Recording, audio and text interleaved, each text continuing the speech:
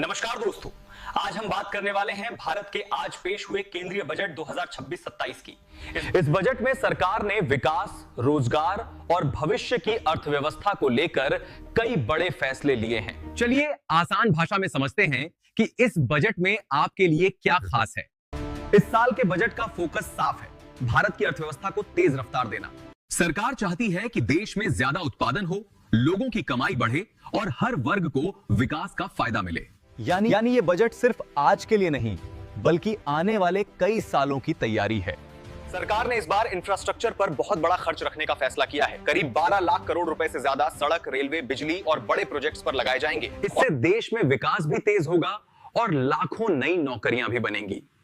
High speed rail और infrastructure. Budget में 7 नए हाई स्पीड रेल कॉरिडोर बनाने की घोषणा की गई है। इसका मतलब है कि आने वाले समय में भारत में ट्रेनें और तेज, आधुनिक और सुविधाजनक होंगी। बेहतर कनेक्टिविटी से व्यापार भी बढ़ेगा और लोगों का समय भी बचेगा।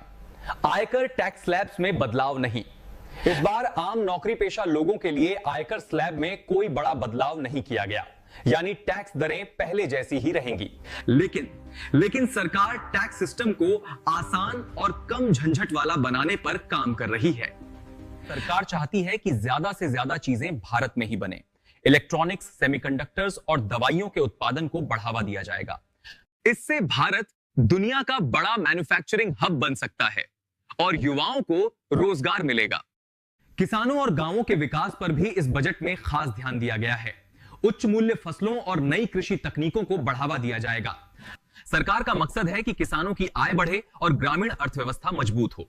छोटे और मझोले उद्योग यानी एमएसएमई के लिए नई योजनाएं लाई गई हैं।